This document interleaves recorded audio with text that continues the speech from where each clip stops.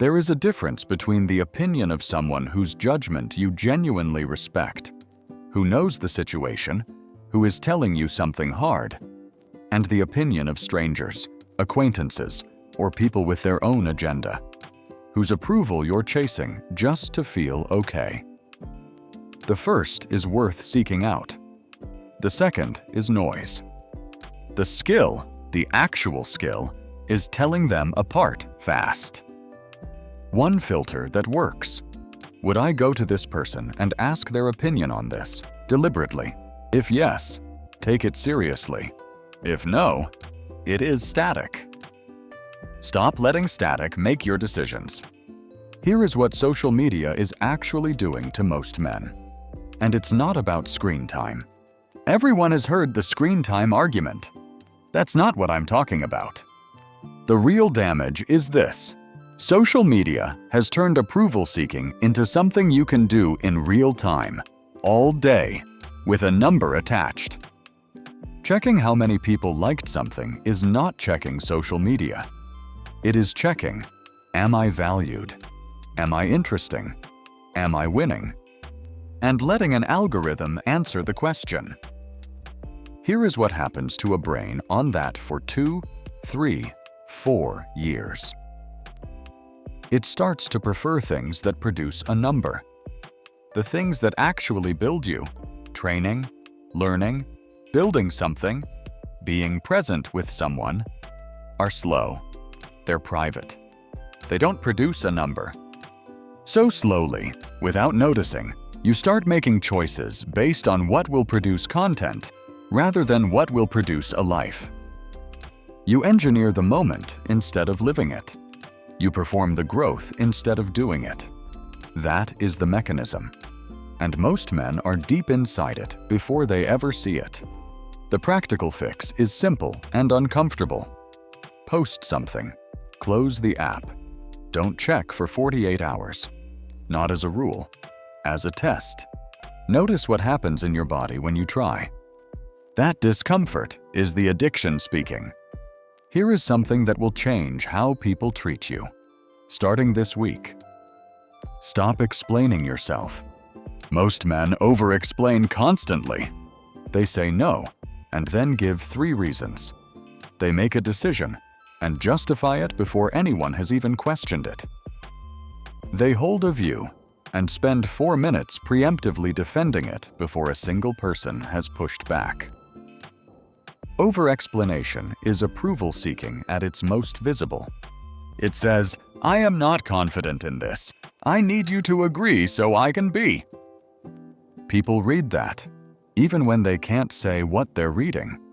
They just feel it, and it changes how much weight they give you. The man who states his position and stops talking sends a completely different signal. Not arrogance. Arrogance is, I'm right and you're wrong. This is simpler.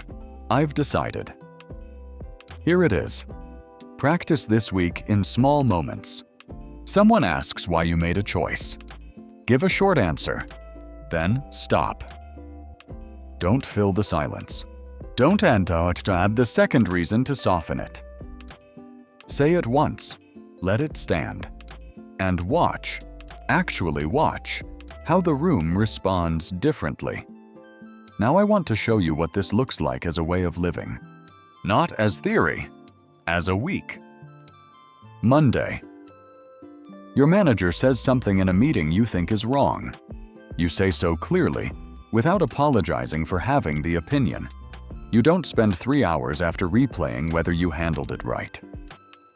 Tuesday. Someone you're seeing sends a message that's cold and distant.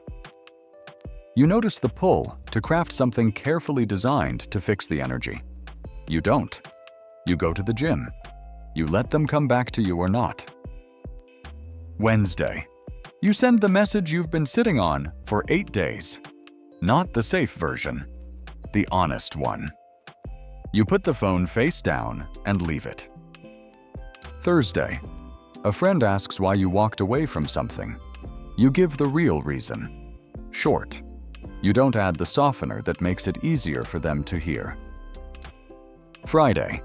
You post something you actually care about rather than something engineered to perform. You close the app. Saturday. Someone makes a passing comment about a decision you made. A month ago, you'd have turned it over for the rest of the evening. You let it pass before you get to the car park. None of these are dramatic. None of them require a breakthrough. They are ordinary moments where the choice is the same. Perform for the room, or don't. And every time you choose not to, something small shifts. That is how this changes, not in one moment, in 100 small ones. Here's the real thing underneath all of it. At the bottom of approval seeking is a belief most men carry without knowing it. The belief is, who I actually am is not enough, so I need to manage how I appear. And you can't argue yourself out of that. You cannot read enough about confidence to stop feeling it. You cannot watch enough videos to override it. The belief only changes through evidence. You say the thing. It doesn't destroy you. Your brain updates. You make the unpopular choice. You survive it. Your brain updates. You stop explaining. People still respect you. Often more. Your brain updates. Slowly through evidence, the belief changes. Not because someone told you that you were enough, because you acted like it until your brain ran out of reasons to disagree. That is the process. It is not fast, but it is the only one that actually works.